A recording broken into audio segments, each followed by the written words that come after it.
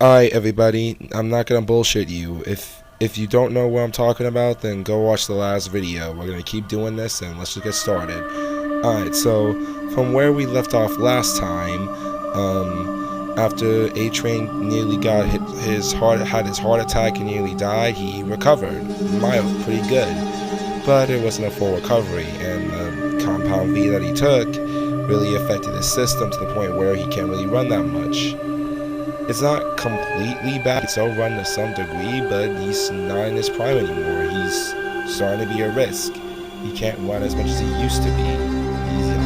He's starting to get put on the bench. And meanwhile, with that, Lee Butcher woke up abandoned at some random parking lot at some Denny's or something. Apparently, him and his entire boys' crew is wanted for the murder of Madeline Stillwell, and now they have to be on the run for this entire season, go into hiding, and that's really the big hook for this season. Now, after that, we get reintroduced to Homelander. Now, Homelander is kind of starting to crack. See, he was a stable individual last season, but he was kind of like the guy who controlled the room, you know? Sure, he's still like that for this season and the next season. Well, he's still like that for this season too, but now he's starting to crack. He's starting to go a bit loco, you know what I mean? So, now that Madeline Stillwell, the only person in the rank of authority to keep all controls gone, surely people with just as much power than her, but her personal touch was able to keep Homelander at bay, and that's not the case anymore. So Homelander starting to go power mad, starting to want actual stake in the company, you know what I mean? You know, he wants to seize that empire, you feel me? So he gets this puppet, Ashley. Now Ashley is supposed to have a similar position that Stillwell did last season, but you know, she gets no actual control because Homelander undermines her because in his own mind she becomes replaceable. So he basically gets that position for himself. So yeah. Now at the same time this is happening, because Translucent's death finally became public, we had to replace him with another hero. This new female one, Stormfront. Now, I'm going to talk about Stormfront later, but all you need to know for now is that she puts on this fake persona of being a, you know, kind of, saying the word woke has become overused and cringy over the years on both sides, so all I'm going to say is this. So I can't really say that, so she becomes this modern source of feminism. How about that? She becomes like this empowering symbol, you know? While at the same time striking up fear and anger in people, causing them to become radicalized in various ways. Now that's what she's doing. But now, what about the rest of these characters? Well, Homelander is kind of going on a hot streak right now. He just got rid of a parasite in his life. He is gaining more control than ever before. He not only knows that Ryan exists, but he gave him over to the butcher. So he's starting to feel hot right now. He's starting to feel untouchable. So he, is having a good day. But then, one of the realest G's, the realest niggas in this series, Stan Edgar, pulls up. Now, Stan Edgar makes Homelander look like a chump. Now, I don't know what to quite say, how to describe Stan Edgar, so I'm just gonna say this. He is a ruthless businessman who knows what he wants and gets that. He doesn't really have much human emotion or attachments. He is pretty much he pretty much embodies all of the emotionalist traits of the Fortune 500. He mainly cares about running a company and getting money and maintaining money. That's all he really cares about. Because Compound V makes soups, he doesn't see soups as talent. He doesn't see soups as celebrities. He sees soups as, well, products. So, after all that, while the boys are on the run, they decide to hook up with an old friend, somebody high up in the FBI who could get out of the situation, and they gave her some info. Apparently, though, it was info that she was not supposed to know, and as soon as she said it and figured it out, well, she died right in front of their face, and they had to, of course, retreat. But then they lost one of their best bets. Now, this person was Susan Raynor, and after all that, they were killed. She was killed because of it. So they tried another method. So this other method was to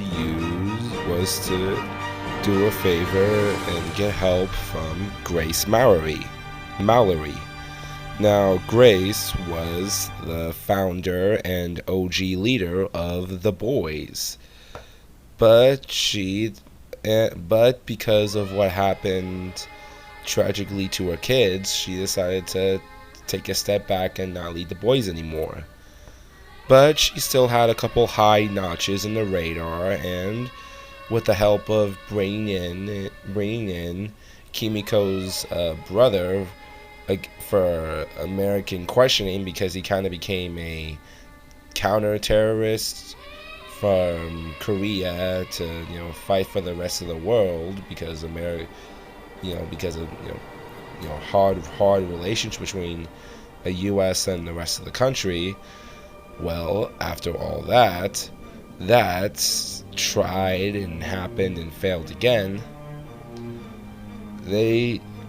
Grace Mallory tried to expose. Well, I'm getting ahead of myself. So so remember how last video I talked about how Kimiko was arrested for experiments? Well, there were other experiments, mainly at this mental hospital, and apparently Stormfront was leading it. See, she was trying to stabilize the V for adults. See, something I neglected to kind of talk about last video was because, well, newborn babies are the easiest to get ingested with Compound V, but when they get older, it becomes almost impossible for an adult to inherit Compound V, So after that, they tried to. So Stormfront was researching how to stabilize it and I guess create an army of soups. And a person who was in charge of the day-to-day activity of this hospital was somebody that Frenchie and the rest of the Boys knew very well. It was Lamplighter, and Lamplighter was a member of the Seven that they tried to blackmail in the past, and for retaliation, he tried to kill the boss, Grace Mallory, but instead burned to death her children instead. It was tragic, and he really messed up, and even he knew that. He felt guilty about doing it because he didn't know. Anyway, after all that, he decided to testify against the soups and against the big corporations at Vought for Congress, but he was feeling suicidal and game ended himself before he even get the chance. So instead, it was somebody else who did that. And do you want to know who the person was that for, you may be asking? Well, that person is John Vogelbond. See, not only was he heavily responsible for creating some of the world's best soups and doing some really messed up and questionable ethical experiments with Compound V and various other things, but he also raised, for the worst, Homelander. Anyway, this guy was about to testify in Congress and screw over the soups, and Vought especially, but then the head popper who blew up that FBI agent reined him in instead, live in front of Congress. So the Boys, seeing this and realizing what this meant, was gonna go to war against Vought and basically say, you know what, screw them all, we're gonna kill him. God of War Kratos style. But then they instead found valuable information that could turn the tables. Now remember Stormfront, who I kind of put a pin in? It turned out that Stormfront is a Yahtzee. And when I mean Yahtzee, I mean the special mustache wearing pose Yahtzee, if you know what I mean. Basically, this chick was an anti-Semitic bastard. Anyway, they decided to dox this and let the world be known that not only did the Compound V make her basically immortal and basically gave her the Fountain of Youth, but she was also an honest to God Yahtzee, and she was the real life basis for Hydra, well, not literally, because Marvel and DC don't exist in that universe, but you know what I mean. And while all of that was happening, Homelander and Ryan, against the mother's chagrin, Homelander tried to get to know Ryan. But since he wasn't a healthy person and can't even properly take care of himself mentally, he can't raise a kid well enough, so that ends up not going so well for him. So there ends up being this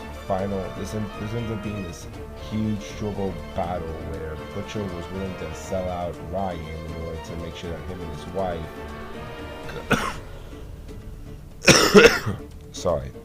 could end up, being happy together by, Stan Edgar.